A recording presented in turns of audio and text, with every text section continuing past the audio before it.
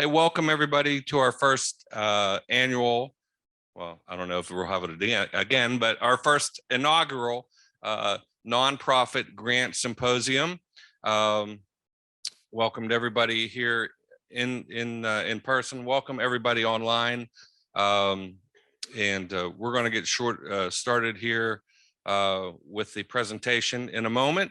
But first, I'm going to introduce our county commissioners. This was is being promoted by the Board of Commissioners. So we're going to let them have a few words. And first is our Commission Chair, Dave Lohr. Good morning, everybody. It's good to see you all here this morning, almost said this evening. Our days run together. You know, it's kind of like we were out late last night and rolling in this morning. So it's almost like an evening yet continued. But it's good to see everyone here. I hope you learn a lot, and more importantly, I hope you get a lot of bucks. We like getting money into Fayette County for all categories. Nonprofits are extremely important because of what you do. Sometimes you have the hardest job to balance the budget and to make things work and pay the bills. So we hope that this information here gathered together will really help you and keep your organizations moving strong and make it stronger for the future. So thank you for being here. Really appreciate it. Thank you. Good morning, everybody. It's nice to see a good crowd here for this first time event. You know, nonprofits are very important to Fayette County's, all communities in Fayette County. And to have our grant writer that works for Fayette County diligently to get grants for the county government here to coordinate with you and give you some good information on, you know, the grant writing process and how it can benefit you and help you. I think this really ties it all together and helps us maximize our efforts in the county to bring dollars into the county for you know, vital services and causes in our community. So hopefully it'll be a great session today, and we can maximize our efforts and our opportunity to get funding to Fayette as much as possible. Thank you. Thanks, Vince. One rule, and I know Tammy said it from the back, one of the housekeeping rules, please silence your phones so that they don't go off during the presentation. First person whose phone goes off pays for lunch. And so I'm just telling you right now.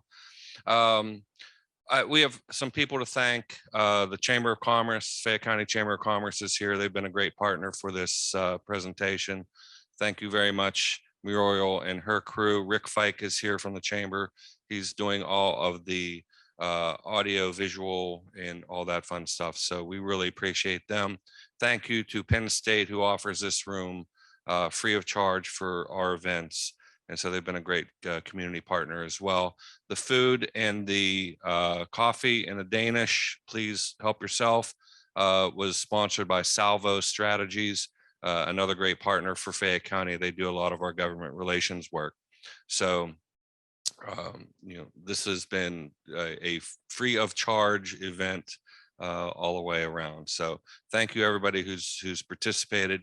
This came around because me, Dave, and Vince are now very popular people in Fayette County because we have $25 million to hand out, and we are getting stacks of requests, and a lot of them come from nonprofits. And some of the nonprofits we talked to said, you know, we really don't go out and raise money. We really don't go out and apply for grants or do this or do that. And I'm driving down the road and I'm starting to think, why not? Like, we'll gladly help you and participate, but we want to be your last dollar. You guys should be going out and finding your first dollars. And where you're going to find your money is different from where we find our money. We go to the alphabet soup of government relations, USDA, ARC, DCED, DCNR, you name the initials, we go there. But that's the state and the federal government.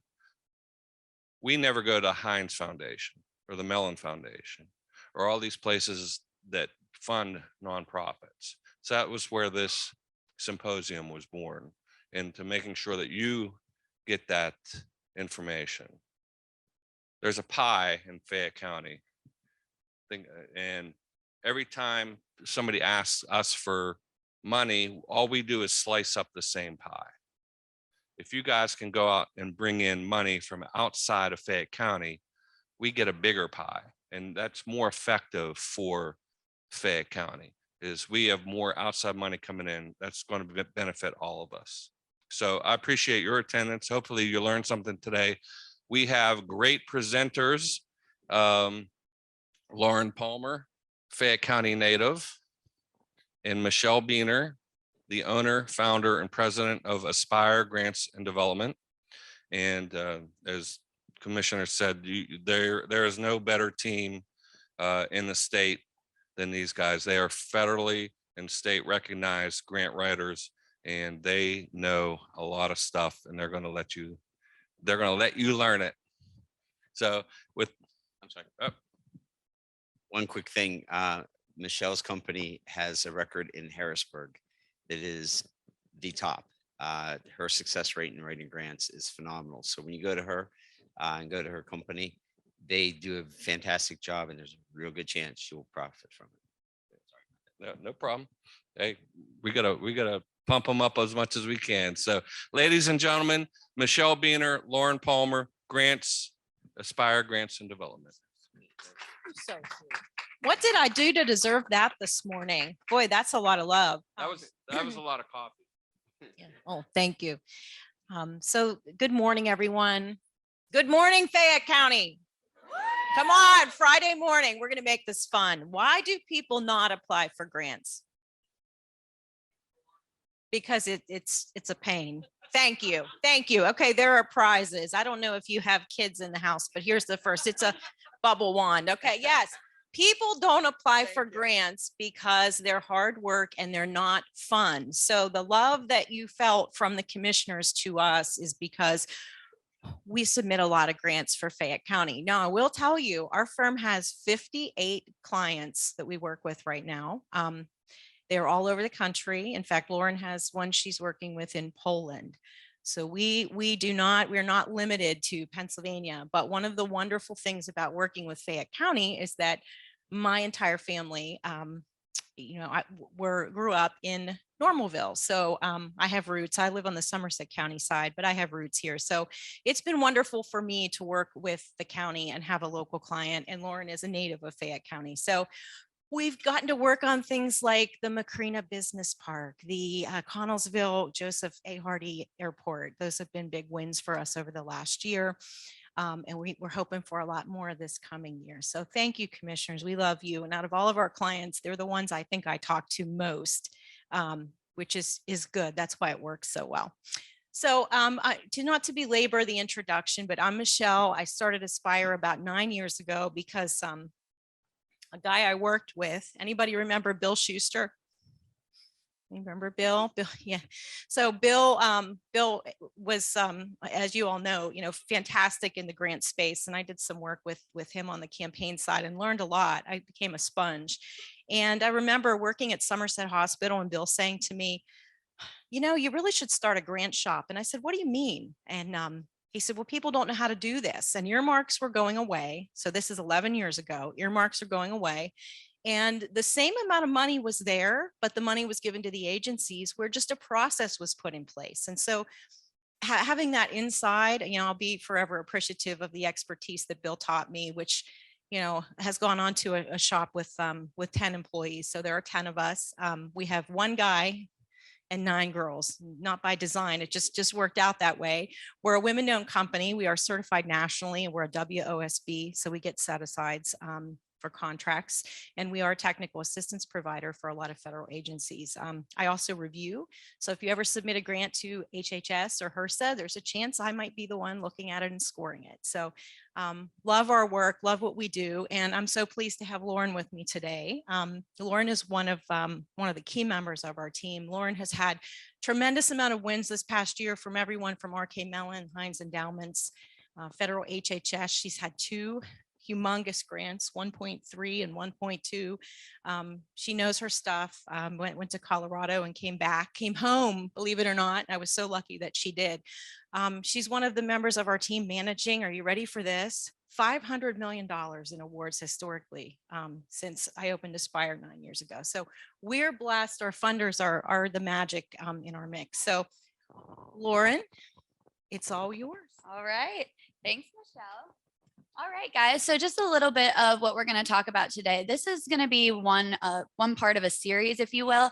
And really what we want to help you learn how to do today is develop a good project. What are funders looking for? What is what you're doing? How are we going to make it match what they're trying to give out all of this money for that we have to jump through hoops for, right? So really the worksheet that you guys have today is going to be your Bible today. This is going to take you step by step, how you're going to figure out how to develop the best project that's going to be a good fit for what the funders are looking for. And we already told you who we are. All right, so we're actually interested in learning who's here with us today. So if anyone would like to share what organization they're from, we would love to hear it. And like Michelle said, we have some fun prizes. So would anyone like to share where they're from? Okay. Where are these prizes? Sunflower seeds? Yeah, okay. Anyone else want to tell us where they're from? Okay, great, wonderful. Anyone else?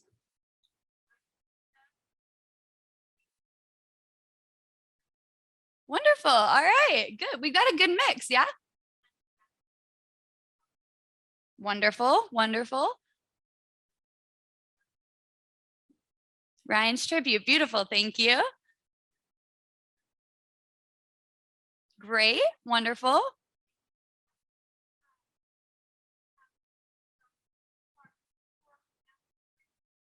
Wonderful, great. We've got a good mix today. That's good. So I hope you guys get the opportunity today to just get to know one another, because really when you share resources, it helps you recreate the wheel less. So get to know the people in this room today, because you're all looking for a common goal, and that is to further something in the county that you live in.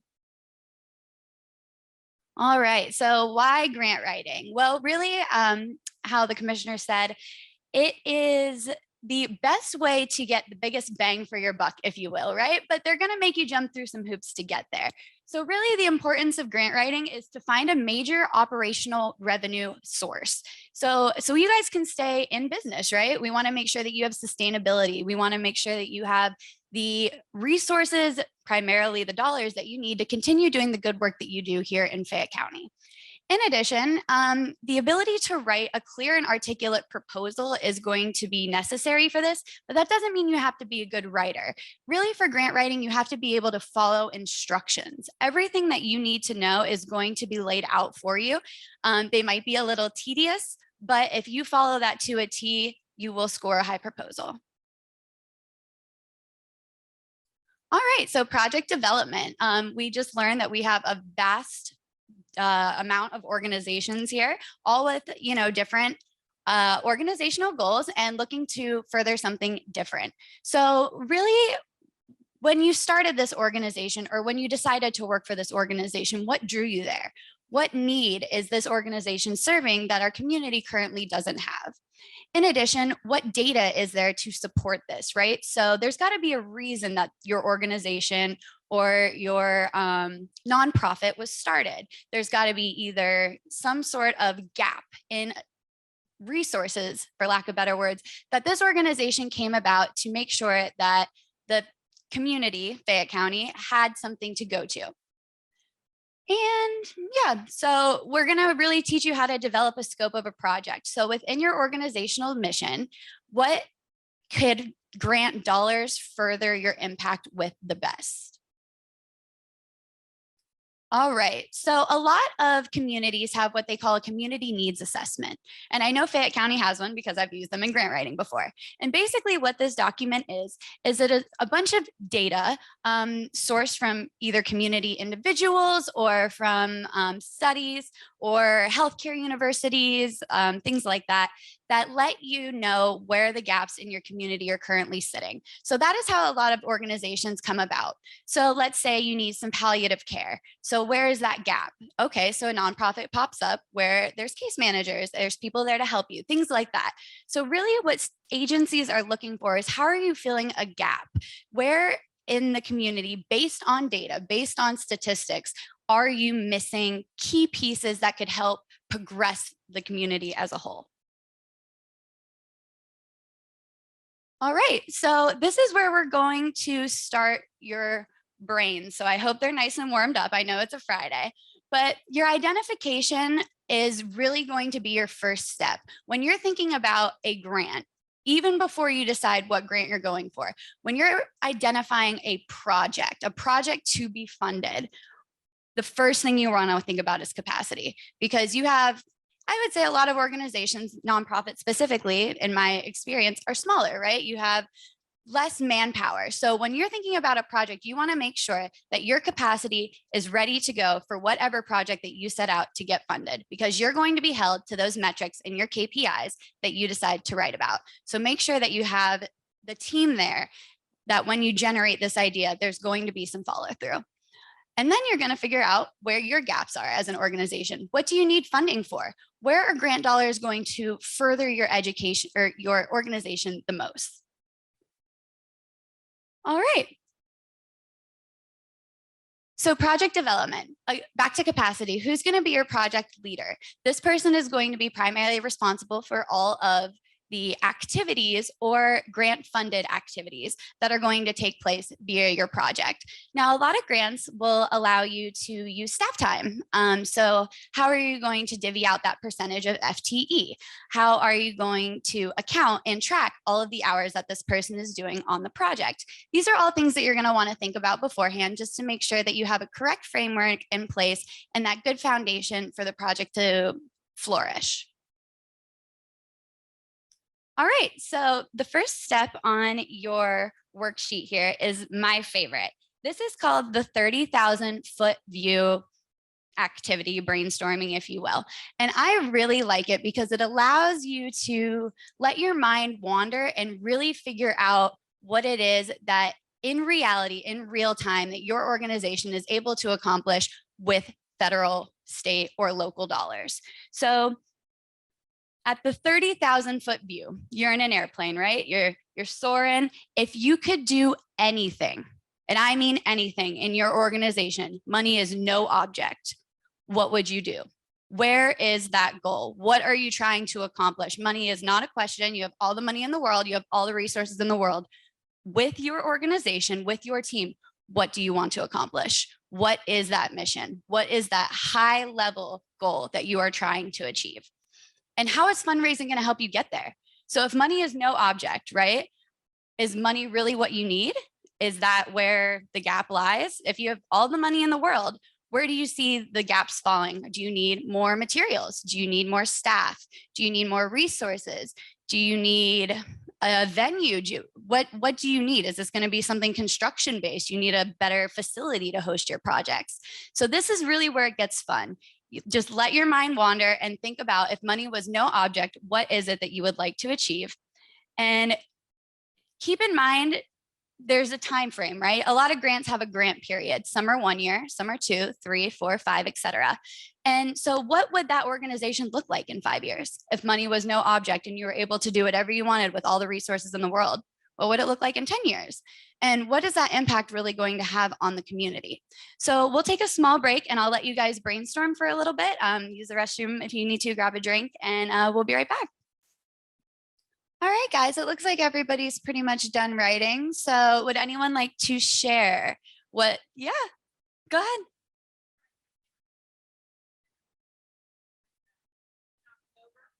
I can bring this to you. Do I need a mic? Really? That way Zoom can hear you. Okay. Okay, I'll start over. Hi, I'm Erica from the State Theater. In October, the State Theater building will be 100 years old. It originally opened in October of 1922. So, you know, I think our big range, if we had all the money in the world, goals would be to just really get the building up to a standard that it can be here for another 100 years. And that would include, you know, doing some just general projects that need to be done to the building to fix it. And also doing some things that would, make coming to the State Theater more pleasurable for our audience, like getting air conditioning and getting an elevator and things that would be handy and useful for a building of our size and our scope, so that we can continue bringing the performing arts to Fayette County and the surrounding areas. Wonderful. Thank you. So I'm hearing accessibility. I'm hearing travel and tourism. I'm hearing the arts. These are all things that your brain should start working, when you're thinking of these projects. Would anyone else like to share? Yeah. I'll run.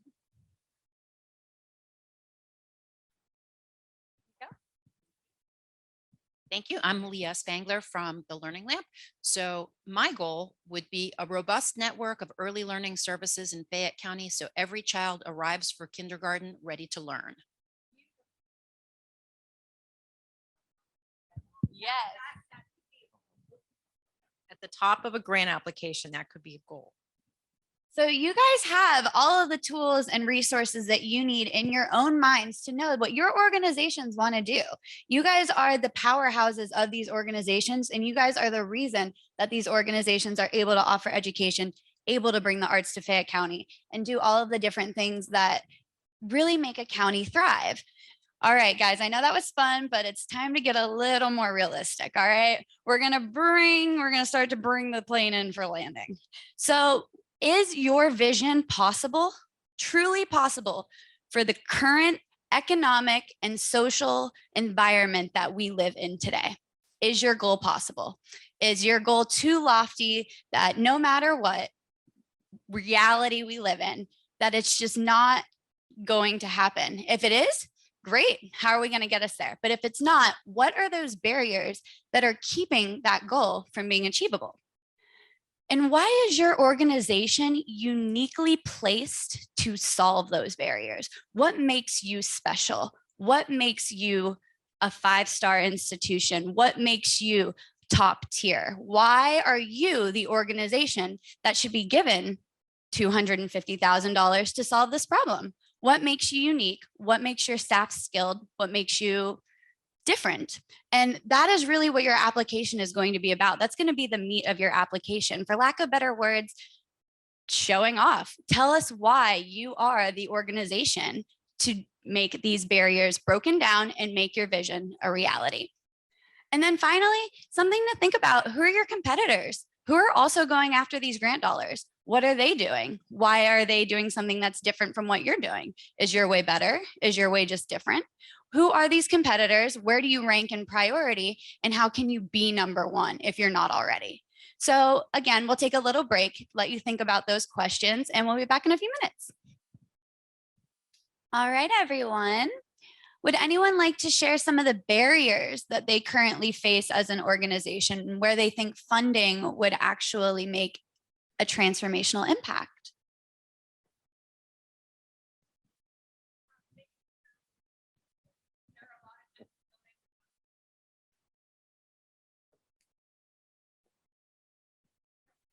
Okay.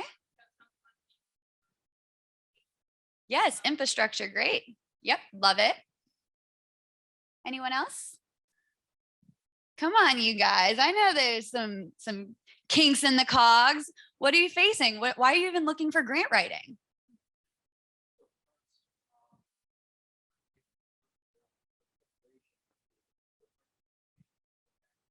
Okay.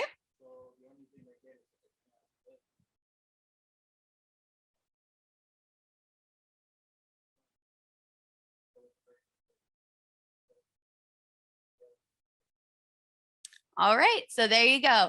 A gap in the community that an organization was formed to fill. Very good. Anyone else? All right. Well, all right. So now that we're down into reality, let's get into the nitty gritty, right? So how much funding do we need to reach that big lofty goal you were talking about? So is it $100,000? Is it $10,000? Is it $3 million? How much money is it going to take to get you to the place that you want to be in 5 to 10 years? What is that going to look like? And how are you going to map out a grant plan to get there? Grants are released and opened and closed almost like an application period, like a college application. You have X amount of time to get your application in before the deadline, and then the funding ceases to exist, right? So how are you going to map out a plan and find these sources that are going to allow you to strategically and multiply your ability to write successful grant applications over and over and over again to create that sustainability that you're looking for? And what does success look like? All right, so you've written the grant, you've gotten the money. What does success look like with that funding? So does it look like increasing your staff? Does it look like building a building? Does it look like infrastructure projects? Does it look like a sustainable organization for the foreseeable future? Everybody has a different meaning of success. So whatever that looks like for you, you need to define it and figure out how grant writing is going to help you get there. And finally, the most fun, what funders are interested in the work that you're doing? Where is all of this money that everybody's talking about that you know is out there? Where are these funds sitting? Are they at the state level? Are they in local foundations? Are they at the community foundation? Are they at private nonprofits? Are they at national nonprofits? So really looking into the weeds and finding where your niche is, and then finding funders that really care about that organization's goal. We've got nonprofits that we've worked with that only fund ecosystem projects, things that are conservation efforts. There are family foundations that focus on individuals with intellectual and developmental disabilities. There are nonprofits that focus on just the general welfare of certain areas, such as Southwestern Pennsylvania. So where are those funding pots that are going to allow you to deep dive in and access that money? So if you want to take a few minutes, we'll think about that and then we'll come back. All right, everyone. Now we're going to get down to the 3-foot view, the smallest view that we could think of. And what the point of the 3-foot view is it's your feet on the ground. All right. This is where you are actually making that tangible impact with the funding that you've received.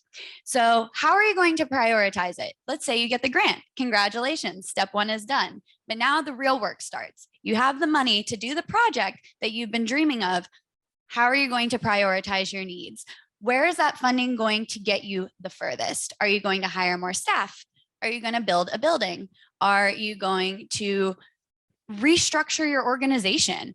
Are you going to do direct service? Where is that prioritization going to happen to make your dream and vision a reality? And where is that grant funding going to make the largest impact in your organization? Do you see that your sustainability efforts are lacking in staff dollars? Do you see that your organization is lacking in direct service providing? Where is that gap in funding that you've just secured really going to escalate your organization to the next level to be able to provide better services to the community that you live in?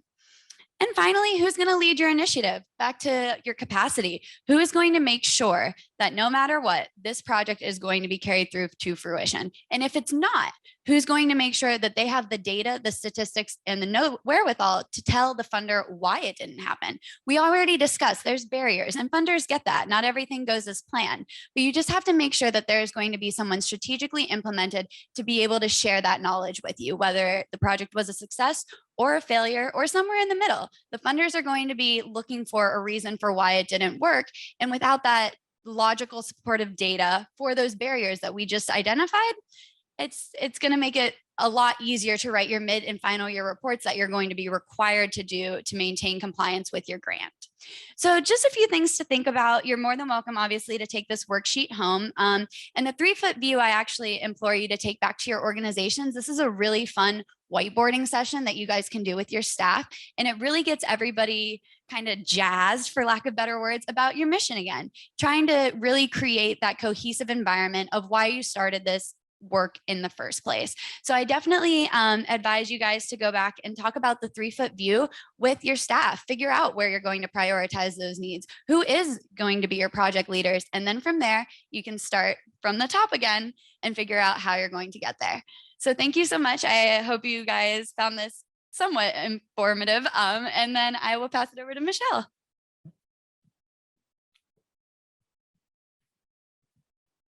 Thanks, Lauren. I think that was fun. Do y'all enjoy the exercise? So we don't like to talk the entire time, but you will find out, for those of you who know me, I talk a lot. So I'm going to pick it up here with, how do you know your project is a good project? Okay, so every day we get these kind of calls at Aspire. Sometimes we get 40 calls a day, and this is how they go. I want some of that money that's out there. Okay, have you all heard about the money? Right? Okay. And since COVID-19, now I'll be honest, when I opened a grant writing office, people said to me, how in the world are you going to make that work? Okay, there was not what I would call tremendous demand outside of government for grant writers.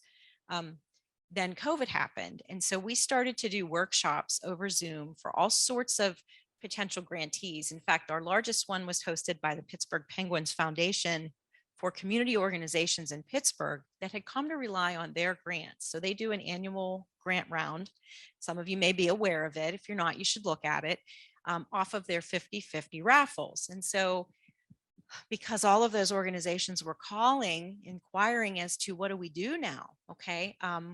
They brought us on to do a workshop to teach people, how do you navigate COVID-19 grant resources? Now, if you think that hasn't been a challenge for our firm to keep up with over the last 2 years, it's been a tremendous challenge. So when I talk to clients about the money that's out there, one of the things we'll talk about, one is what's the scope of your project? And so the usual call that I get is, well, I don't really have a project, but I need money. Have you ever felt like that? I don't have a project, but I need money. The scope of the project is the meat of your application for us as your grant firm. So if you would call me and say, you know, hey, I need guidance on a grant application, I'm going to say, what's your scope and why do you think you're a good fit with this grant opportunity? The biggest mistake that everyone makes in the grants world is assuming, seeing something is open and saying, I'm applying for it. Okay, not reading it fully, not understanding who else might be applying for it. And the reason I say that, if you look at a foundation in Pittsburgh like RK Mellon, we do a tremendous amount of work with them. They are incredible, incredible. And over the last year, they've gotten very intentional about opening RFPs for priorities, because can you imagine being RK Mellon in the COVID-19 world with all of these nonprofit closures and having every sort of proposal under the sun thrown at you? So I challenge you all to think about the concepts of a good project. A good project, in my opinion, in the nonprofit world meets the following conditions. It's attainable. Okay, so when you write goals in your grant application, you're going to make sure it's attainable. You want to make sure you've got some match funding. Okay, and that's a barrier for many nonprofits in today's environment, but give that some thought before you put your project together. What can I say I've got, you know, even an FTE that I can use as in-kind match? Can I say maybe my land value, the appraised value of my building is matched? Put your project together in a way that you're not approaching the funder with, oh, you're my only option for funding or I'm going to close. I see too many nonprofits come out and say, we're struggling. Things are dire. Okay, we know that. Okay, with the economy being the way it is in the labor market, that's pretty well true of most nonprofits we work with. But you want to make sure that you set goals on that project scope that's attainable, has some match funding. The other piece that we see very, very important to private foundations is sustainability. Okay, we do grant management at Aspire for certain foundations. One of them is the Citrone Foundation, centered out of Pittsburgh, does work nationally for mental health. Their owners came to us recently and said, we want you to work on a sustainability matrix for our grantees, helping to coach grantees that, hey, when you apply to us, we want to know how this $100,000 is going to help you downstream at year 3 to be sustainable. And one of the ways we're coaching those nonprofits is through partnerships. So the other critical piece of a project, and I say this especially in a county like Fayette, there's a lot of nonprofits. there's limited funds, but partnerships really drive good applications, good project scopes. And the perfect example of that for me is the Appalachian Region Commission. How many of you have thought of an application to ARC Power, ARC Inspire? Okay, so the Appalachian Region Commission now really requires partnerships in the form of letters, meaningful partnerships. And one of the reasons is there's limited funds. And because the grants are a significant size, partnerships go a long way. So we're seeing a big trend in that. Evaluation and KPI. Is your project put together in a way that you can measure it? Now, when I set measurement goals, and I made a project up yesterday for a client in West Virginia. I mean, I made a project up. I'm not proud of that, but it was a recovery project, and I was struggling with the KPI for the project. So I really made it up in a way that I think it makes a lot of sense. I'm hoping the review board agrees with me, but the KPI that I set for that are things like, by September of 2024, I will be able to train 16 individuals living in the following 3 census tracts in X, Y, and Z. Goals for your project that are really attainable and really measurable. Don't say something like, I'm going to offer really awesome recovery projects with this funding over the next 3 years. I mean, we know you're going to do that. So if you're in recovery, you want to get down to the finite detail and focus less on your project scope about serving more and maybe serve less, but do it in a really impactful way. Okay, that's one mistake that we see nonprofits make a lot. You know, it sounds really great to say you can serve 300. In fact, we had a telemedicine project here in Fayette County where we were serving maybe too broad of a number for a pilot because admittedly, I thought the number looked good on paper. Okay, so we all have those learning moments. Questions on project scope. If you have a project scope you want to throw out to us for guidance, happy to provide it. Okay, let's move into funding, research, and identification. Where do you find the money? Okay, back to the guy who called me, and I love this guy because he keeps calling me. I want a piece of all that money. Okay, all right, we all do. Okay, where is the money? How do we find the money? Yeah. You have very proactive commissioners because they all do ask for that. So in the government world, we are sometimes thought of as a political firm. We are not a lobby firm. We're not allowed to lobby. But Patty is back there from Congressman Reschenthaler's office and will tell you that I'm always talking with my legislative offices. The reason being, it's the only way I really understand what's available to clients on the federal side. On the state side, also working with like the Senate, Senator Stefano, you have a wonderful senator over here, and there is a dedicated Senate grant research team. But the senator and Congressman Reschenthaler don't know you need help unless you ask. So navigating government grants is very difficult. Now on the federal side, there is grants.gov. Have y'all navigated grants.gov? Yeah. Is that fun? So my other favorite client story, and this is an Allegheny Health Network story. There's a facility manager there who is incredible, wants to apply for everything, okay? He's got more passion than I do for Allegheny Health Network projects, and he will go to grants.gov, print anything out that says healthcare, and send the whole list to me and say, let's do them all. And what's wrong with that? Two things really wrong with that when you're researching grants. One, download the NOFO and you got to read it. I'll tell you why. And Patty, you get my back if I say something wrong here, okay? So in the federal world, when a grant is authorized and it becomes a grant application program, it hits grants.gov. It might in the fine print of that NOFO, notice of funding opportunity, say number of applicants 1, awards 1. Because it was something legislatively created for someone in a district. Okay, that still happens. That's sort of known as an earmark. But when earmarks went away 11 years ago, there were grant opportunities created where the number of applicants in the regions were defined because it was meant for a certain project. So you really have to read it. And I know they're hundreds of pages, but read it. The other thing that's wrong with printing out everything on grants.gov and saying I want to apply is, how would you ever implement those? Okay, so I had someone the other day say, We're closing out an ARC grant. We want to apply for ARC and Inspire, Power and Inspire under ARC. We want to do them both over the next year. We're going to apply under 2 different umbrellas of our organization. And my very first question was, how are you going to implement that? Match, 50% match. Number 2, do you have enough personnel to make sure that you carry out a 3-year period of performance on a federal grant? Now, how many of you have managed a federal grant? So it's not fun, right? It is not fun. So takeaways, government sources, contact the offices, your senator, your House member, Ryan Warner, also incredible resource, their staff, incredible resource. Contact the commissioners.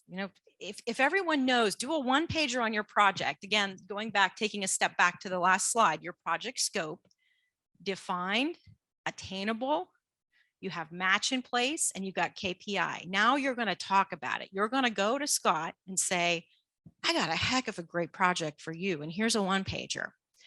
Where do you think I should look? You're going to go to Patty in Guy's office. You're going to go to Mark Fetzko in Pat's office.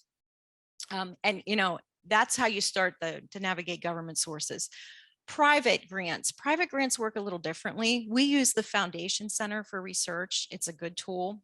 Don't be schemed by things that come across your desk where you subscribe. I have people all the time forward me, I bought this grant utility and it's giving me opportunities. Why would anybody think that's a bad idea? Because successful grant writing starts with research. Okay, your personal, again, your project, your capabilities. So if you're on GuideStar, for instance, y'all know what GuideStar is. Okay, guidestar.org. It's where all of the 990 data for nonprofits is dumped essentially. And you can always go there and look up, hey, what did RK Mellon give last year to who and what amounts? A little time in research leads to your success. So government funding, again, this is where all the money is. Some examples, it's really true and it's not true. A lot of it is for infrastructure. And by the way, government funding ranges in amount of a grant. Over the last year, I've had folks get $2,500 in federal or state grant money and $25 million. Okay, sometimes the applications aren't even all that different, just as a comparative. So there's block grants, formula, programmatic, and discretionary. Block grants are commonly known as CDBG, Community Development Block Grant. Any of you ever do one of those? So block grants often have tight reporting where you're going to impact certain census tracts. A lot of detail. You'd find out more about that process if you take the Grants 101 class that we're going to offer in April. Formula grants and programmatic grants. So again, just 2 different types. If you want more detail on that, it's too complex for me to provide a really good overview today, but come to the next workshop. Discretionary grants, I just want to mention for a second, because that is the alternative I just talked about, where a grant is created for a certain applicant in mind. That also falls under community project funding. Community project funding is like the return of the earmark. And so those are legislative authorizations. They aren't grants.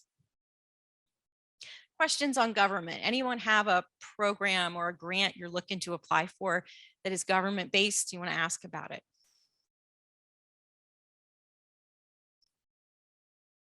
No. Okay. All right. So foundations.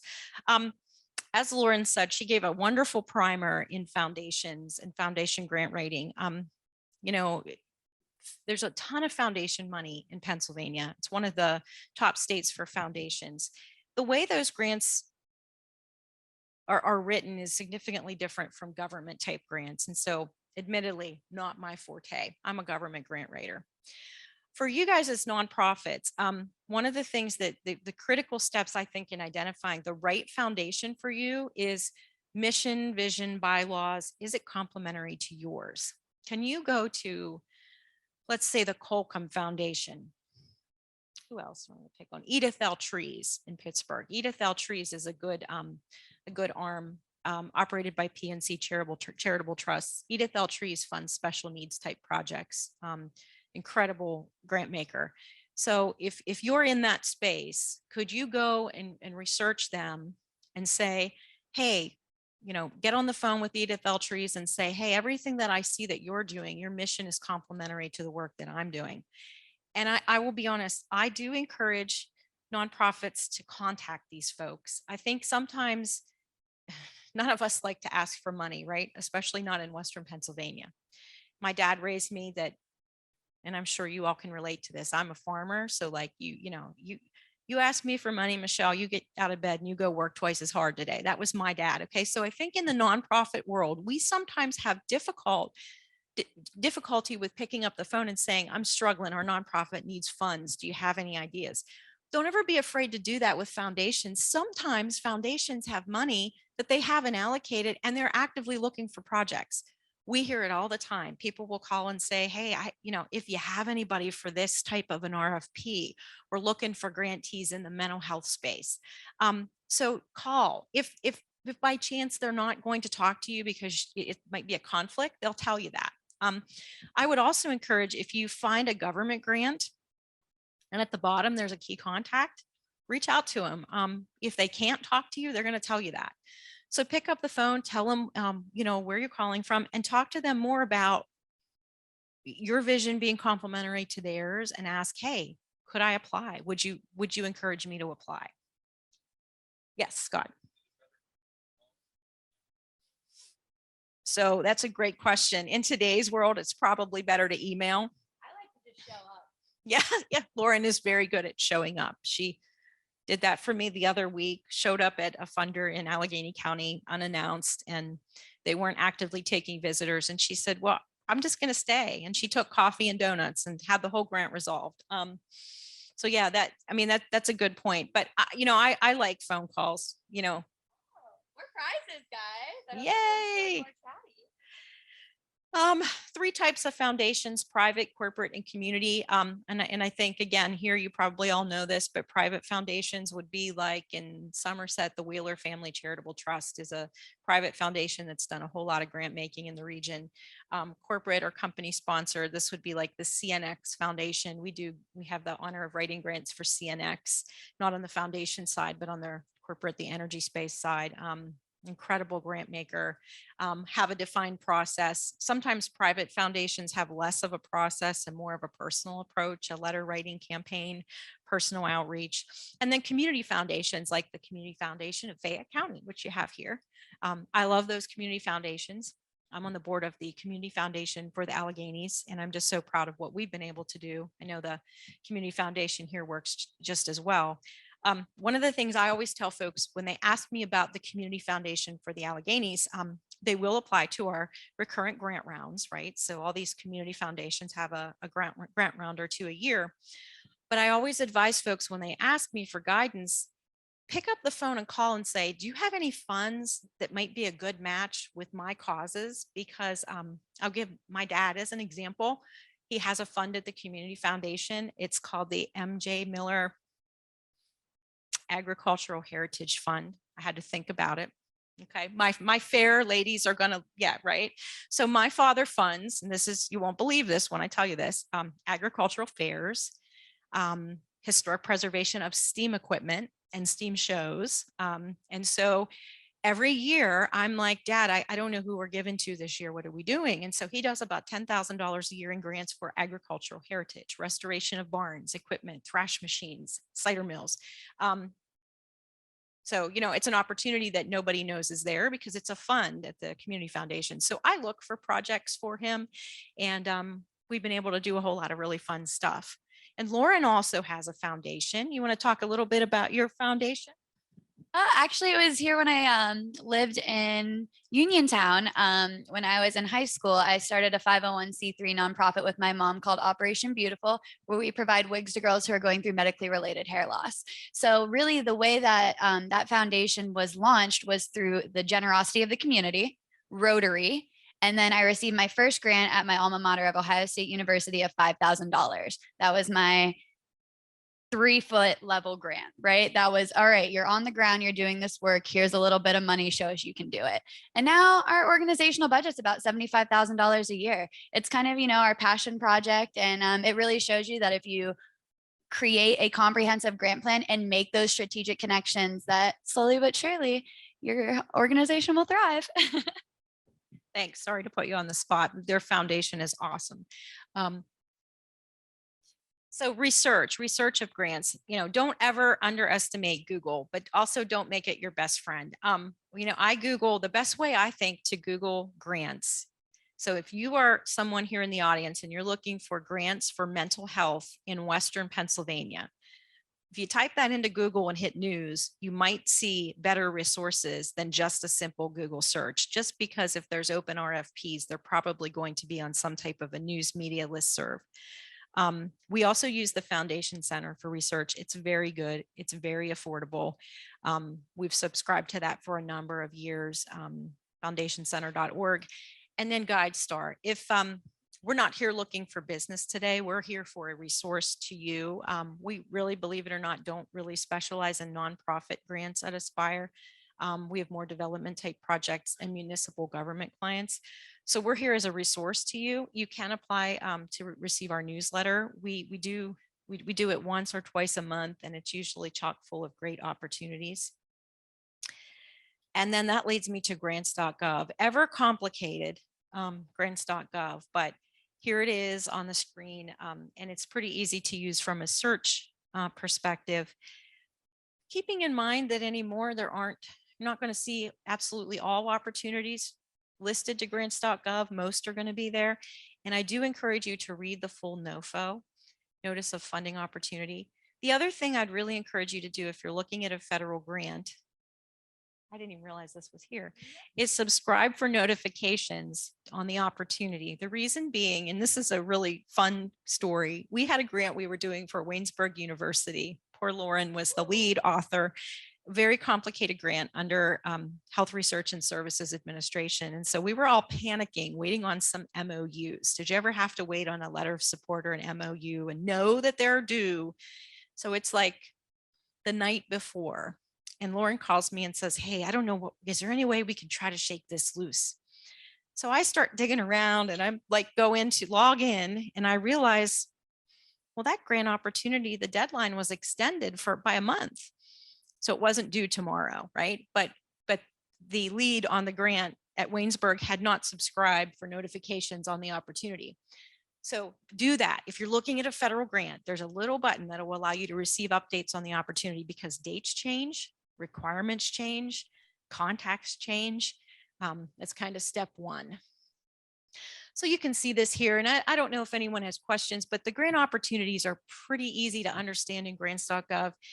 And don't think that you shouldn't look for federal sources. Okay, no nonprofit, no matter how small you are, isn't going to qualify for something. One of the reasons why federal money isn't dispensed in Western Pennsylvania is because we're sort of afraid of it. This system is intimidating, but you can see the opportunity here. You can see the tabs, the synopsis, the version history, the documents in the package. The package is where I'm advising you to go to download the full application. Questions on grants.gov. If you do see a solicitation for applications to EDA, there are a lot. There will be more. The agency has a lot of money. Remember this about EDA, you're required to show outputs as jobs. So don't apply to EDA for something social service based. The big difference between EDA and nonprofit work that I see in my mind is community development is different from economic development. So if you're applying to a grant program of the government like DCED, you've all heard of DCED, Department of Economic Community Development. Traditionally, those are going to have, they'll want you to grow jobs. The same is true of the US EDA, Economic Development Administration. So those two agencies do have a lot of money and a lot of programs. DCED has so many programs, in fact, under Act 13 and other things, business in our sites, so many things over the last year that there's too many to even talk about. But again, when we do the full Grants 101, we'll have more information. In fact, I'll make a note to bring a forecast of opportunities for both those agencies to that event. Okay, so foundations. We already mentioned your local community foundation. Here's the Pittsburgh Foundation as an example. the Community Foundation of Fayette County as an example, and then the research tool that we use to find opportunities that are foundation-based is the Foundation Directory online. And this works really nice. It is affordable, as I said, and you can generate reports. So if you, let's say you're looking for, you have a food insecurity project. You distribute food and you have a budget gap of $25,000. You could go to the Foundation Directory online, define the criteria in which you serve, like the service region, geography, Fayette County, Westmoreland County, Greene County, and state that you're looking for 25,000 to 50 and generate a report of who maybe you should apply to. Very good, very powerful software. Something to be mentioned with the foundations before I forget, because I was just talking to a gentleman up here about this. There's a lot of Pittsburgh foundations that have open solicitations that might say only for candidates working in Allegheny County or Westmoreland County. Does that mean you're automatically disqualified? So I would encourage you to always call before you assume you shouldn't apply. If you're doing work in one of those counties, if you're not physically located in one of them, but you're serving people in those counties, you should still call and ask if you can apply. I had a children's home in Somerset that was interested in applying to RK Mellon for mental health. The opportunity said Westmoreland and Allegheny, but they are serving a number of kids in Allegheny County, so they were told to apply. So again, here's on the screen is just a bit about how the Foundation Directory would work. You can find grant makers, grants, recipients, and also their 990s. It does integrate with GuideStar, so it's pretty easy to use if you've used GuideStar, which you probably all have because of your 990 reporting. And then listservs and newsletters. At all arms of the government, no matter what grant opportunity you might see, there'll be something somewhere to subscribe to receive more information from the agency or even from your legislative office. Make sure that you are enrolled to receive updates from your legislative offices because, again, sometimes in the last 2 years, this has been really true. Grant programs have been created like that. And for our firm, it's been very complicated to keep up with them, but we work well under the gun, thank goodness. And so, so for instance, the LSA, anyone apply to the local share account program? We did 29 applications for that program in a very short time. But a lot of money out there, so don't ever assume that you don't qualify. Always ask the questions. Any questions on what I've presented? If not, I'm going to turn it over to Lauren for a little bit and go get some coffee.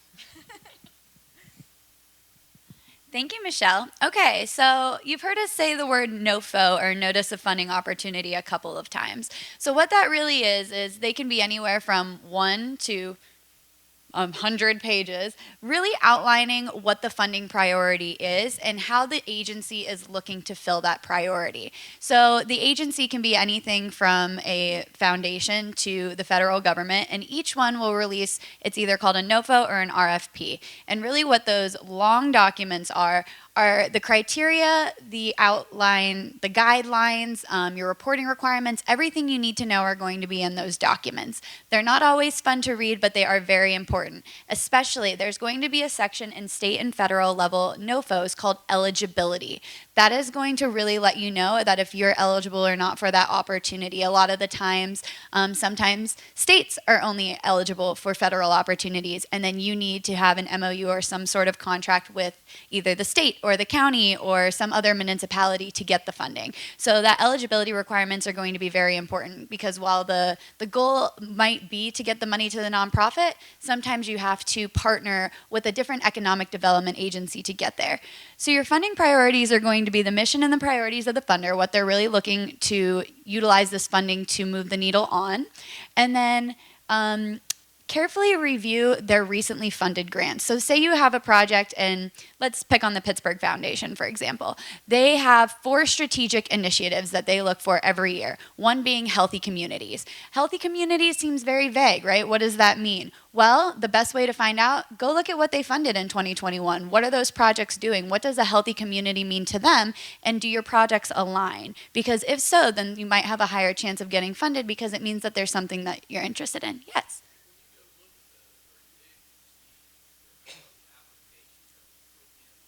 No. So a lot of the times what foundations will do is they will post their 2020 or 2021, whatever, grants, right? So if you go to a foundation's website, it'll say like how to apply or then like our recent grants. And really all they do is they'll state the organization and then maybe one or two sentences about the project. So a lot of the times foundation specific grant applications will have a section in the application asking you what can we share for like publicity, right? So when we're announcing that we've given $1 million to 100 nonprofits that are locally, what are the few sentences that you want everyone to know about your organization? And that's really what you're gonna find. You're not gonna find a ton of information. You won't be able to see the application that they put in, but you will be able to see a quick synopsis of what that project is that they decided to fund.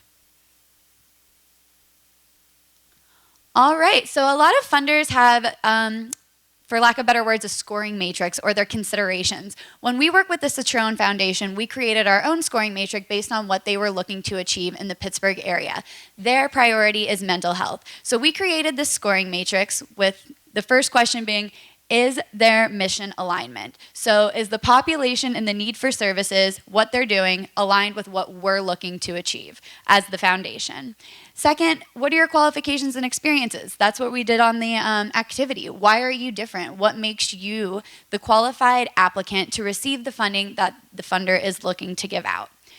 And then how does your program benefit the community? That is where your data is really going to come in. If you serve 300 students every year because you're a nonprofit educational youth facility, great, that's going to move the needle. Or are you a humane society, right? And you help like 25 dogs a year. That's great. That data is really going to help you prove your point. And then the soundness of investment, that's your sustainability. How are your 990s looking? What does your organizational budget look like? Do you guys have a sound financial foundation for the next future years? Because funders don't want to give money to something that is not going to be sustainable, right? So if they're going to give their money to you, no matter the size, they want to make sure that that money is in a sound investment because quite frankly, you're the ones making the investment in the community. They're just doing it through you.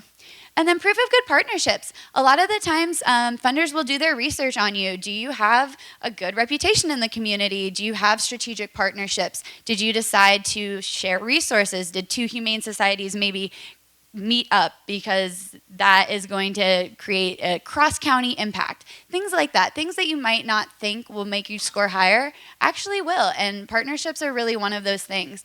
Letters of support, MOUs, any sort of document that outlines that partnership, and then in addition to that partnership, what everybody's strategic roles are always going to increase your score and just make it look like you have a project that the community is going to rally around when you have those partnerships. All right, so your qualifications and experience. A lot of the background of applications will ask you for your organization mission, history, and your programs and services, basically what you do on a day-to-day basis. So your applicable staff, maybe your CEO or could be your project manager, those are going to be your key important people to highlight on your application. Who is going to be implementing the programming that you are looking to get funded? And your certifications, I mean, depending on your organization can be important, right? Are you board certified if you're doing mental health services? Are you, do you have your child education background clearances? Things like that. Those are always important to note too, just so that the funder knows that you are on the up and up and you have everything already laid in the foundation that when they give you this money, you can hit the ground running. And then share experiences with similar projects. Share your successes. Say, hey, we were given X amount of funding to do this, and look what we accomplished. Or, hey, we were able to do this with no funding at all. Imagine what we could accomplish if we had a little bit more capital. All right. So your fiscal responsibility is also going to be very important. When you're building a budget for a grant, you're going to want to ensure that when you have your categories, you've read the NOFO, because a lot of funding opportunities or organizations will not fund specific pieces of projects. For example, sometimes they have a 10% maximum on administration. Sometimes they won't allow staff costs at all. Sometimes they will only fund equipment. So those things are really important to read in the NOFO, because without that, you're not going to have that sound fiscal responsibility shown in your budget that you're building. Compliance is also going to be very important, especially with those state and federal grant opportunities. Compliance is not fun, but it's pivotal to ensure that you can keep getting state and federal grant applications. For example, there's I think it's a state level grant that requires you to only use steel in the United States. There's a grant application that requires you to use prevailing wage. So when you're paying your contractors for work, there's a different wage. It's not the typical. So there's things like that that are going to be very nuanced in mostly state and federal applications, but you're going to want to make sure that you're on the up and up on those because they're going to hold you to that compliance that is listed in the NOFO and your grant agreement. Data tracking and reporting. So your KPIs and your metrics that you decide to showcase through your grant. You're going to serve X amount of individuals. You're going to impact X amount of students. You're going to build a building of X amount of square feet with the intent of creating X amount of jobs. All of that tracking is going to be very important, and you're going to want to make sure that you keep a strong database of it so that you can show your funder what you've accomplished. In addition, that data is going to help you on your next application because you're going to be able to use that hard data to prove your proof of concept. Your histories of success, we discussed it, so any past projects that you've done, I definitely recommend highlighting those. Sustainability we touched on, and then board and community support. That's where those letters of support, those MOUs, are going to be really handy. It'll just show that the community is rallying around your cause, and you have the proper resources or network should you need it to carry out this project. Okay, so now we've thought about all of that. Who's ready to start sort of writing the grant, you know? Grants are definitely interesting because there's a lot of thought that goes into it before you even put pen to paper. The grant writing process is really about finding the best fit for what you need and what funders are out there looking to help you advance that mission. All right, so today we mostly discussed identification. So your identification is going to be your project, your project scope that we discussed in the activity, and then as well as the identification of sources that are going to be assisting you in this, whether it's federal, state, or local. Your match is what Michelle touched on. A match requirement, they don't always have to be requirements, but match always looks good. It means you have skin in the game. A match is going to be either funding that's internal from your sources, funding from another source for that project as long as they don't conflict, or it could be in-kind services. So either your staff time or programmatic, things like that, or land value. In certain cases, your construction projects, you can do land appraisals, things like that that you might not consider actually key pieces of your project, but can be used to support the funding that you're getting. Communication, as Michelle touched on, always talk to your funder. Like I said, I like to just show up. Who's going to say no to coffee and donuts and a big smile, you know, just ready to ask some questions? In my opinion, the worst they can say is no, right? So if you're going to make those warm strategic connections with the funders, they're going to remember you. They're going to remember your project specifically when it comes across their desk. And there's just going to be a little bit more of that connection, that humanity that, you know, gets lost in grant writing. It's a lot of paperwork. So when you're able to make that common connection or at least a friendly face, it can actually go a long way. And then implementation is going to be when you get your funding, obviously, right? Your 3-foot view, your feet on the ground, how you're going to actually put these dollars to use. And then reporting, that is where all of that data tracking is going to come in. So all of those KPIs, all those metrics, all of that nuanced work that you did during the course of the program is going to be put into your final report. And that is going to show funders, in essence, why you're worth being funded again. If your final reports are on, like, you know, all of your strategic data and all of your impact, there's really no reason, unless a funder has a gap year requirement, which some do. Some don't let you come back year after year, but they'll let you come back, you know, in maybe a year or two. If you have good reporting, there's no reason that they might not reinvest in your organization. All right, so communication, your grant team. All right, so we could be considered part of your grant team as your writers, but your true grant team are gonna be the people that are putting in the work for the project that's grant funded, especially if you're getting funded for staff time. If you have, let's say 20 staff at a $100,000 grant, each having 10% FTE, right? You're going to want to make sure that you're tracking that FTE that they're doing on the project. So your grant team and communication is going to be pivotal. How you're going to track that, how you're going to maintain communication, and how you're going to make sure everybody's holding up their deal of their responsibilities. Your partners are going to be huge, especially if you have a partnered application. So for example, we work with the Parks Conservancy and they did an application that had 5 partners. Okay, that might sound like a lot, but really everybody had a piece of the pie. Everyone was able to get their initiative funded, and at the same time, they were all able to progress one common goal, right? So that was 5 totally different organizations with different missions, but they were able to come together on one grant application to really strengthen the project and allow it to get awarded. And then your funders, you're going to want to be open and honest with them. Like I said, they know things happen. Even if you need an extension on a grant, if you need an extension on a report, or if you need maybe even just some guidance like, hey, we're seeing all of these barriers when we're trying to implement XYZ. Can you help us? Or can you at least talk to us about how you would navigate that?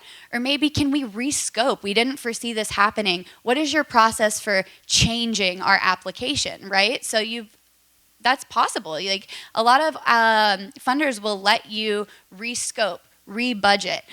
Say you have excess funding, how are you going to reallocate that? So being open and honest with your funders is going to be huge in your success.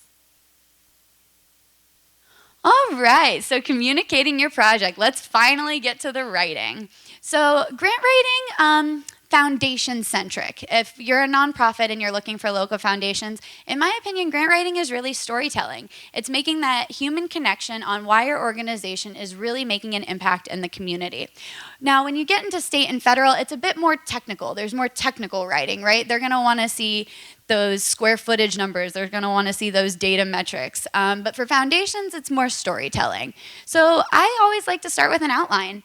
Something that you learn in high school when you're writing your 5-paragraph essays. So create an outline. Start with your mission in mind. Do your 300 or your 30,000 foot view activity. Create some sort of outline that'll help you strategically place your project in multiple categories, right? So like I said, you're going to have your history and your mission, and those kind of come naturally, right? But where's your population? Who are you truly serving? Do you have data on that population? Do you have feedback directly from the mouths of that population?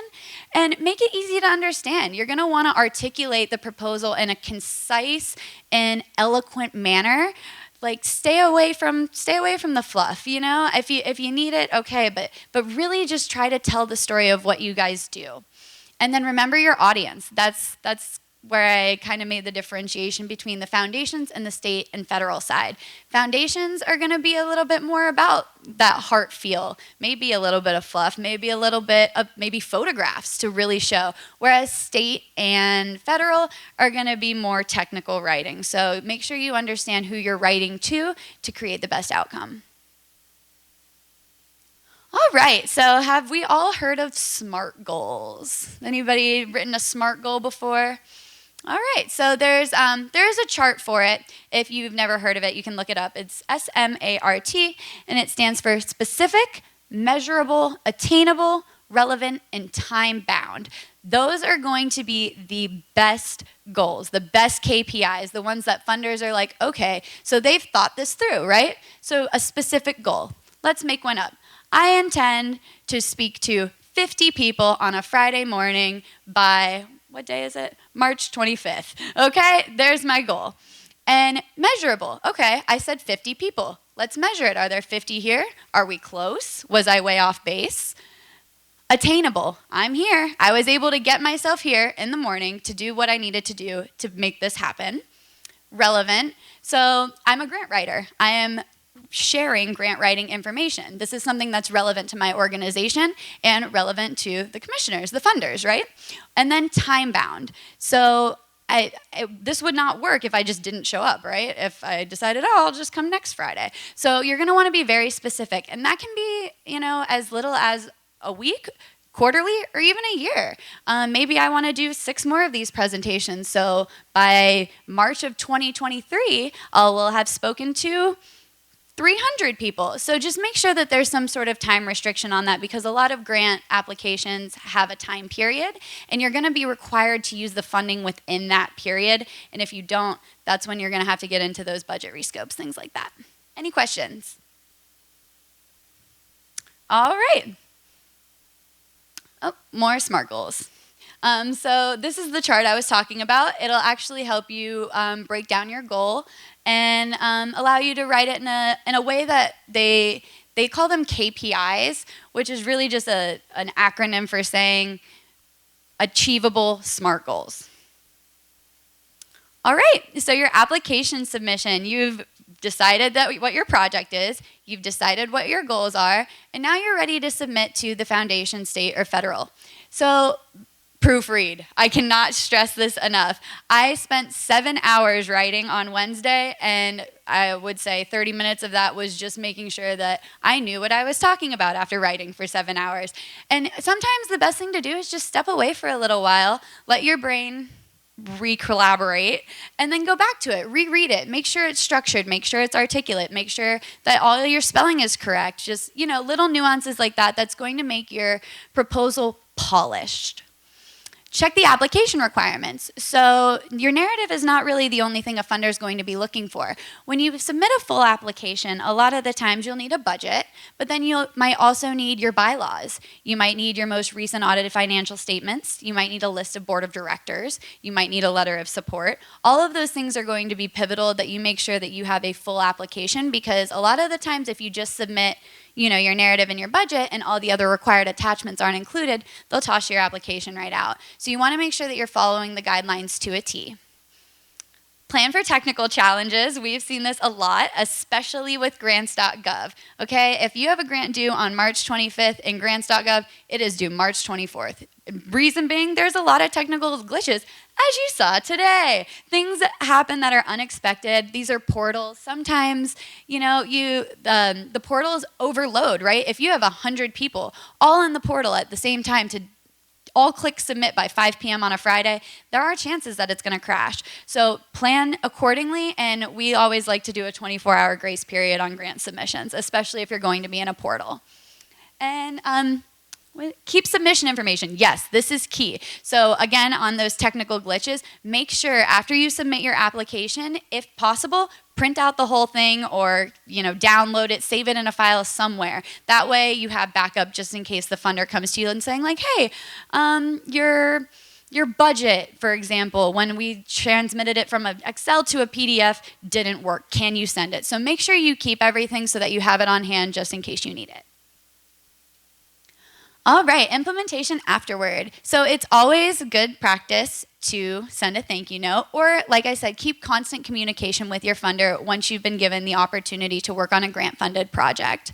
Understanding the grant guidelines is going to be key here, because following it is going to keep you in compliance. I know compliance isn't fun, but it is really the nitty-gritty of a grant.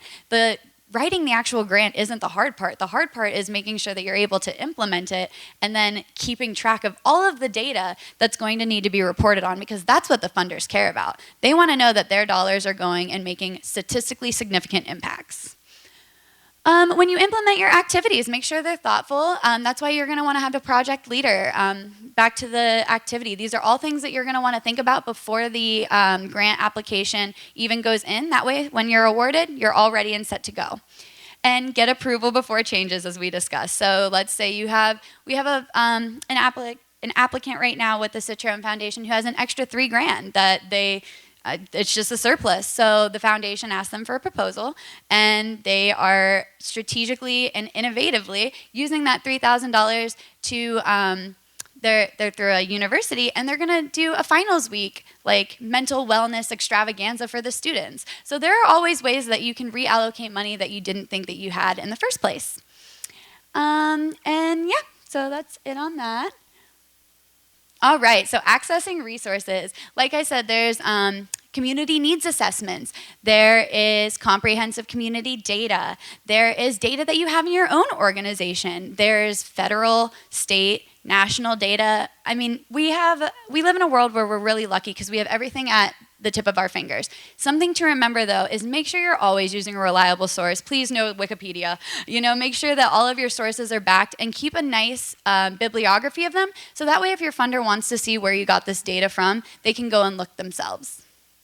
Community resources can be pivotal for this because when you have a shared partnership, it enables you to have access to more data and more shared knowledge. So the better your partnerships are, the better that communication is going to be, and you might even be able to show a stronger impact than you thought you could.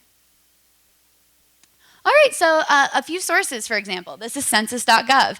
This brings statistics from the most recent community census. So this will allow you to see economic data, health data, your population that you're really serving, and allow you to write a stronger application to show that there is a gap in need for this population based on statistical data.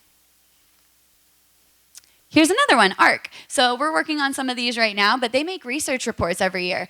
And it's through the Appalachian Regional Commission, which I think Fayette County is part of Appalachia. So you guys can use these sources. This will be really beneficial to you. And then ARC is a really great resource as well because it's really targeted for this region. So it allows you to see not only comprehensive data for Fayette County or the counties that are in the Appalachia in Pennsylvania, but also the region at large. If you think about our neighboring states, or if you have organizations that do what you do that are cross-state, knowledge share there and see if you can get their data and figure out what they're doing that might be able to advance your mission. Here's another one, PA Center for Workforce Information and Analysis. This one's great for EDA applications where you're looking for economic development, job sharing, job creation, job keeping, retainment. All of those things are really important to the Economic Development Agency specifically, but to other funders as well, especially if you're creating a workforce program.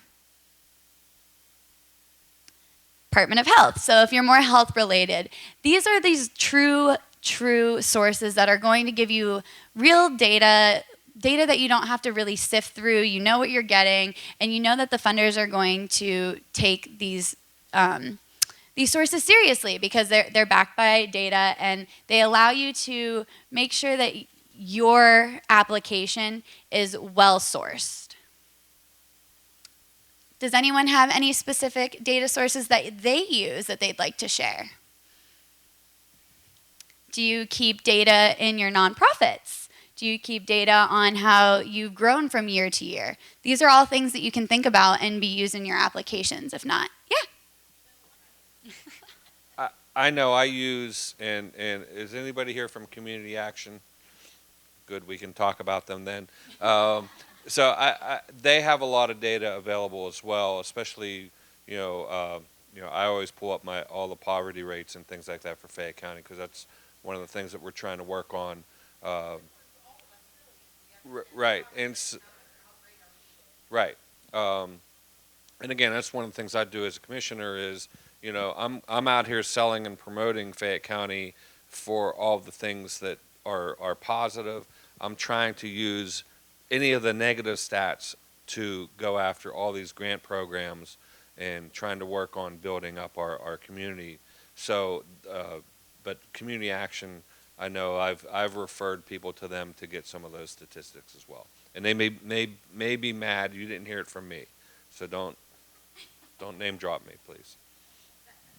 And I'm from a school district, Connellsville, so obviously when I'm writing grants, I utilize our own data because I have to show, our socioeconomic status, our special education population. We're a free lunch district, and that's something that's important too. So I utilize our data. Yeah, so Michelle's pulling up Stats America right now.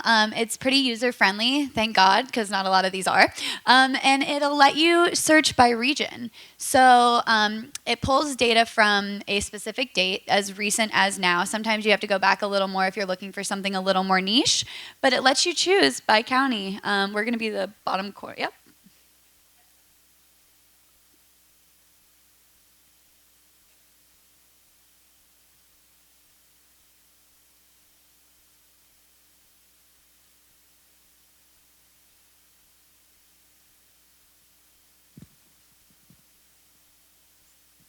So Stats America is recognized by most funders because it was funded by the U.S. government.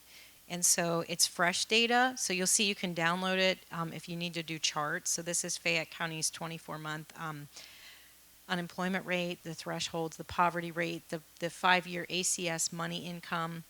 And then the other piece you can get as a demographic report. And what we love about this tool when we're writing grants, see the tracked tool here? If you are, let's say you're a food pantry in Fayette County and you know that there are 3 or 4 communities in the county that are more distressed than not, and so you want to approach a foundation and say, I need money to serve these little pockets. We use this, for instance, with the broadband initiative for Fayette County. There are pockets that are underserved, so we've got to show that those pockets are not only underserved with broadband, but that those census tracts are also what we would call distressed. So this would allow you to crank out reports for each of the census tracts. It also will give you a report if your census tract is in an opportunity zone, which makes your project more attractive than not to certain funders. So yeah, I always recommend this one just because it was funded by USEDA. You'll see their logo up here. It's, you know, anytime a government granting agency creates something, it's pretty accurate. Yeah, did I forget? One thing I did want to add that I realized I should have talked about is bridge financing. So just one thing I want everybody to know about bridge financing. Don't make the mistake of assuming that when you get a grant, you're going to get the grant and get the check. The biggest problem that we see day to day with grantors, they'll send a grant award, and the award letter comes, and then the fire company calls us and says, and this happens with fire companies a lot, okay, I got my $50,000 to build out my building or my bay on the department, got my grant award letter, when will I get my check? Well, in reality, you might need a bridge loan to build it and submit your reimbursement, submit for reimbursement once you show that, 1, you did the project, and 2, you met all the compliance requirements that Lauren had stated. So at Aspire, we have a dedicated grant management department because that is not Lauren and I. I would die if I had to do that all day. Catherine, who leads that department, is a paralegal and is extremely intelligent, does a wonderful job with reporting and things like prevailing wage and Davis-Bacon. But just know that, that's really important that you know up front before you even apply. If you need bridge financing, get it in place. Call Somerset Trust. Call Community Bank. Just, call them up front and say, hey, if I happen to get these couple of grants, would you be willing to talk to me about a bridge loan? Many times our regional funders are so good. I cannot tell you, I met with both of those banks this week on projects that I authored grants that were awarded. They're construction grants, and they both need a bridge loan, and both have been wonderful to work with. So.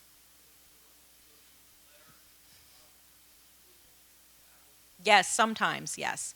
Depending on your organization's strengths, cash in the bank, things like that. Mm-hmm. Yes.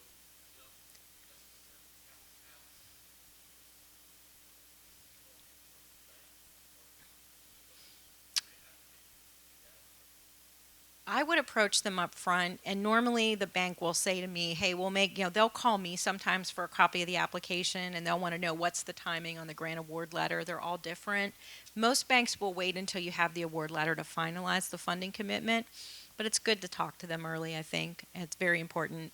Most of the foundations will give you a check up front. Most of them, even like an RK Mellon, they will reimburse you up front. Construction projects, we never see work that way. The reason being they almost always have compliance and caveats. So if they give you the money up front, there's no assurances that the project will be built the right way. So that's why. Yep, Scott.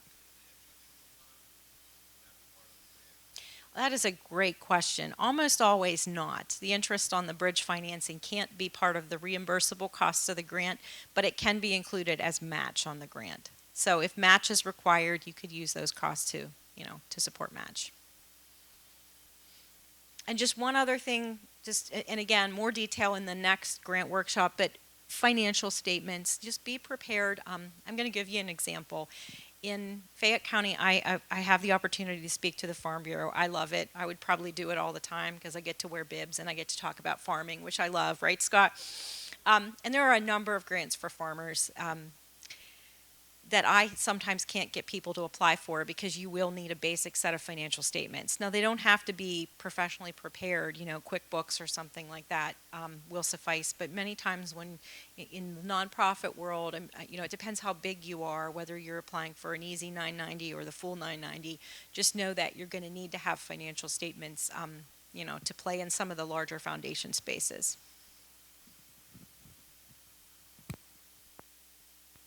Did I miss anything? Lauren, any questions for Lauren and I? I'll come over here and we'll tag team answers. Yeah, that's pretty much wrapped it up. That's our last thing was the data sources. So Questions? Yes.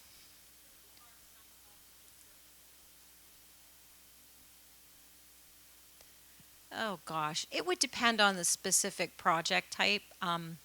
There's a lot of RFPs open right now. The example that I gave, there's two that I know of that have mental health RFPs open. They specify Allegheny County, but if you were a Fayette County-based organization doing work for Allegheny County citizens, you could apply. So there are a number, I think, that are open right now. But follow up with me after if you want to. I know we should have had that conversation, you and I too, a while ago. So. I do know that the Pittsburgh Foundation has specific funds within their foundation that serve Fayette County. So while the Pittsburgh Foundation itself doesn't, I would call and let them know what you guys do and see if they have a fund that matches it. Yes. Yeah, lots of sources. I only know that because Brooke Sheeler in our office works with a number of municipalities like Clairton, and she is the lead on the county. If you would send me an email, I could connect you to Brooke, and she could give you some ideas. Yeah. Yes, there's a grant that she often authors for adding to your force. There's one for purchase of a vehicle. Security, there's one open right now for heightened security measures and cameras. I only know that because she sent me the workshop. It will open in May, but you need a vulnerability threat assessment for your community in order to apply, which those are free through the state police if you contact them now. Yeah. Is there a website that they can start with? That they can, like the Pittsburgh Foundation, that is there a website where they list There's really not. I just had someone ask me about the mental health, the Citrone Foundation. Unless you find their website, they're an isolated but a very large foundation. Grant making ranges from $100,000 to what, $1.5–3 million.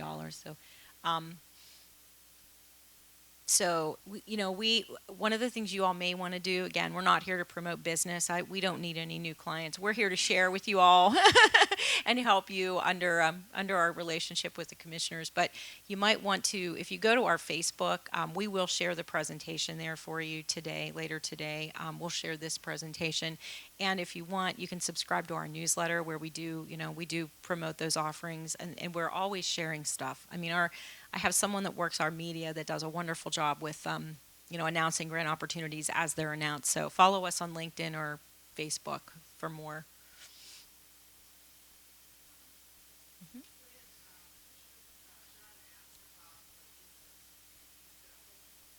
Oh, yeah. Yeah.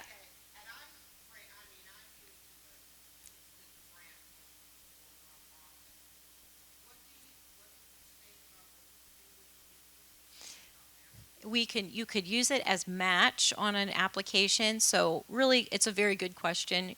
It's pretty common for nonprofit grantees to get grants under the USDA Community Facilities Loan Grant Combinations. There's another program for construction at the state. It's called Redevelopment Assistance Capital. Sometimes that can be utilized for fire hall expansions or other type projects. And those require you, of course, to have the financing up front.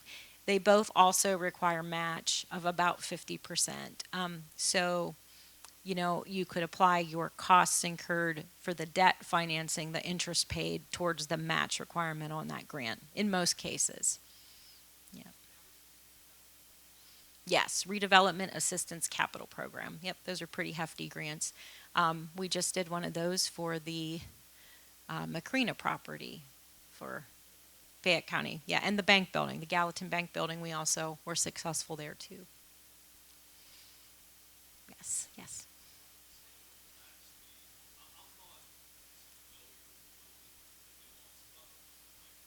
Mhm. Yep.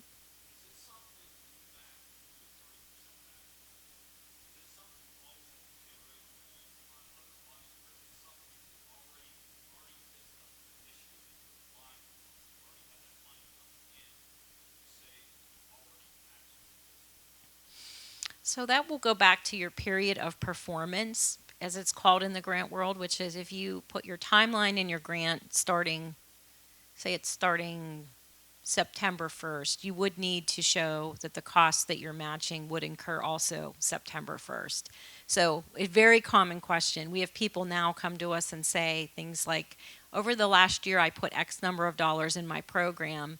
I want to apply for a grant in June. Can I use those costs incurred? And no, unfortunately, usually not. So, you have to think that through. Grants take a little bit of planning because it is an important component. And for grants like the Appalachian Region Commission, the grant that I did yesterday in West Virginia, um, I used primarily in-kind match on that because it's a drug and alcohol project, and I can say that they've already got staff doing certain things. What they need are a couple more staff and a couple more hour allotments to reach additional populations with a message of recovery. So for me, I decided I'm going to take these 6 peer recovery coaches and I'm going to allocate 40% of them to an in-kind, investment under the grant for match. And under ARC, that's acceptable. But, everyone is different. That's the problem. Oh, okay. Okay. If it's Appalachian Region Commission, you can certainly use in-kind costs. Yeah, you can get creative. Hmm. Hmm.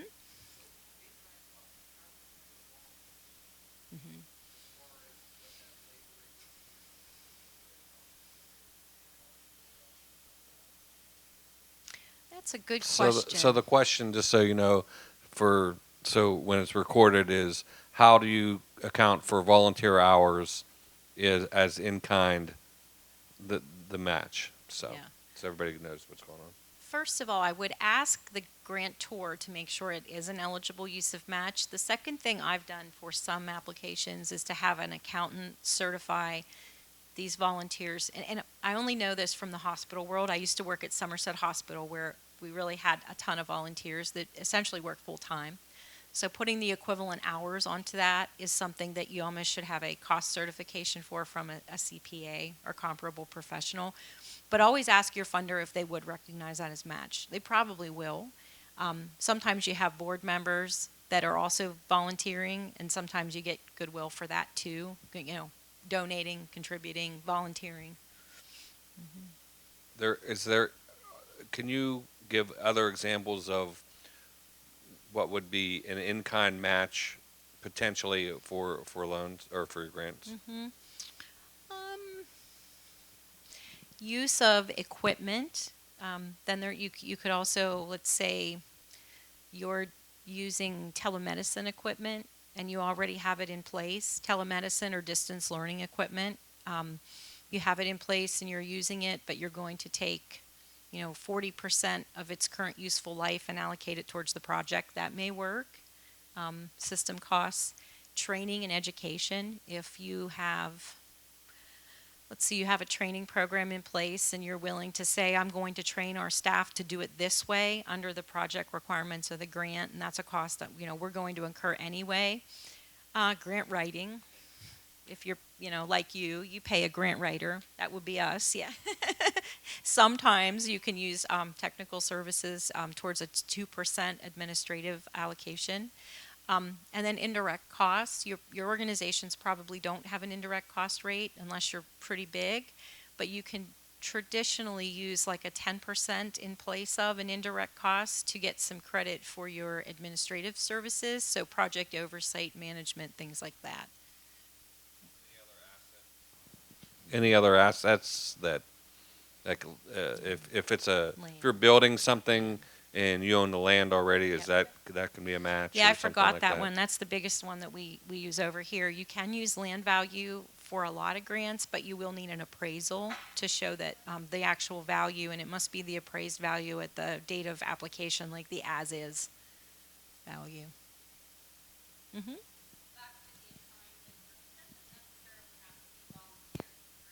Nope.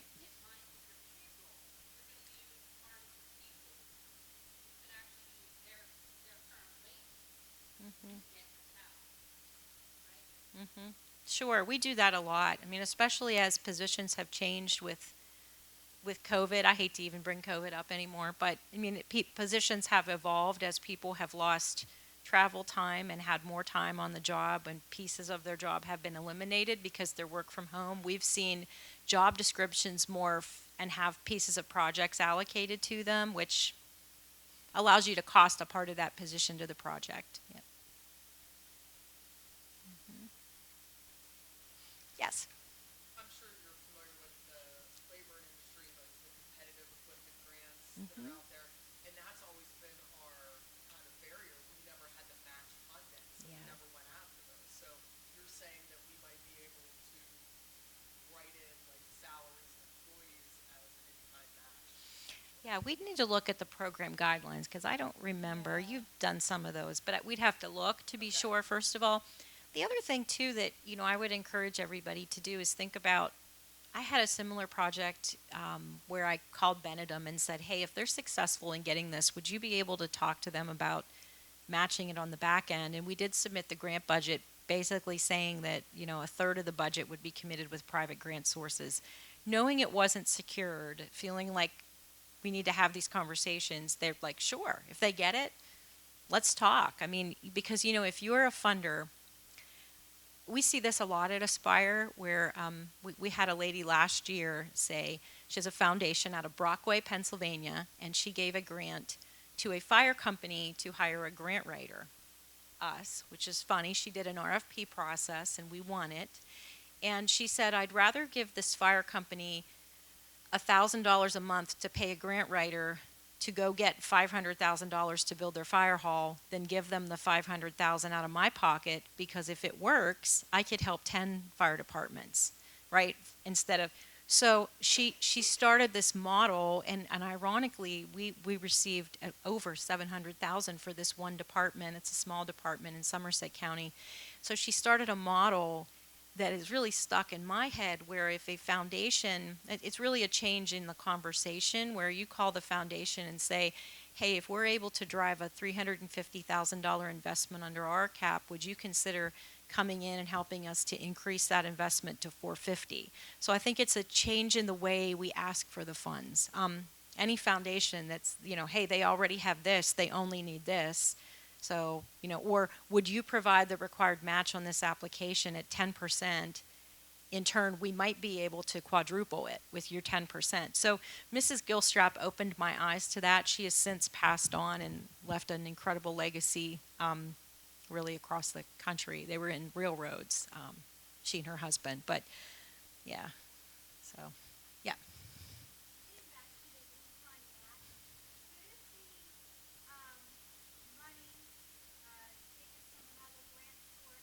Mhm.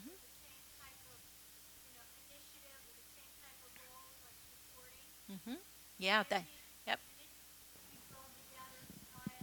That's a great question. Thank you for asking that, because federal grants can't match federal grants with a few exceptions, but the perfect portfolio of grant sources is to show your funder that you've got private money, state money, federal money, and a little skin in the game yourselves, right? We try to get funders to get our clients to think about that. So if someone comes to us and says, we're building a new food pantry and we want to tap 50,000 from the USDA, we'll say, well, let's think about 50,000 from the state, 50,000 from a community foundation, and 50,000 out of your pocket. So it's an equal pool. But yes, pooling them together is the perfect storm.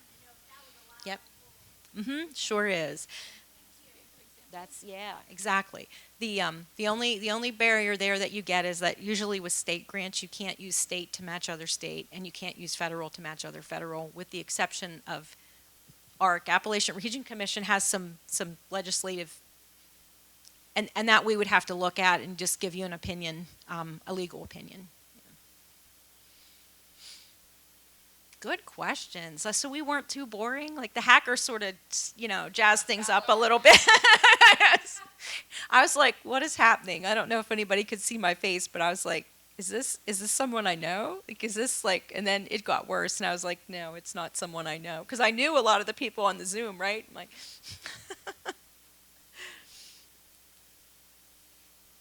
Any other questions? yes, ma'am. Yes. Yeah, sure. Yep. Yeah. As a matter of fact, I'll leave some back on the table. I'll take some up now. I'll turn the mic to Lauren. And we get the Aspire emails that have a lot of information in them. The little newsletter that they sent out, it's very good. Make sure that you are receiving that, and that's how I know to pick up the phone and call Michelle at that point. All right, guys. Well, thank you so much for joining us. We know that grant writing can be kind of a tedious topic, but we're so excited to see so many of you guys in the community interested in, really tapping into those resources that are there to provided to you. So take this to your staff, see how you guys can really move the needle in the community, and thank you for joining us.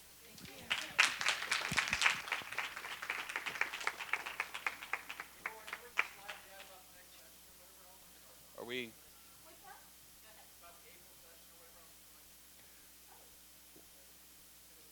Yes, we are going to have, our next session is going to be for municipalities, and, no, I know, we're going to try to do a municipal grant writing workshop similar to this.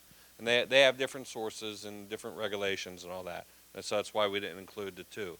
Then we want to have the two groups together for a grant writing 101 basic grant workshop. And so we are going to do that on? To be determined. Oh, we're still determining it. It'll be in late April.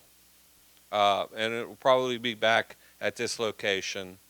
And we will get that information out to you. If you did not leave your email, like you did not pre-register and you just signed in today but didn't put your email there, please put your email beside your name and we'll make sure to email you the dates of the upcoming events. Yeah. The Municipality 101, we're going to try. Yeah, we're scheduling that with Representative Dowling, and then we had a week where every representative in the state had to get all their signatures in a week, and so we're still waiting to figure that out. But and there's some shirts coming around. Hopefully, oh, go ahead.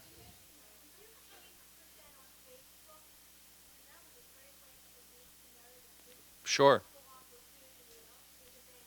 Sure.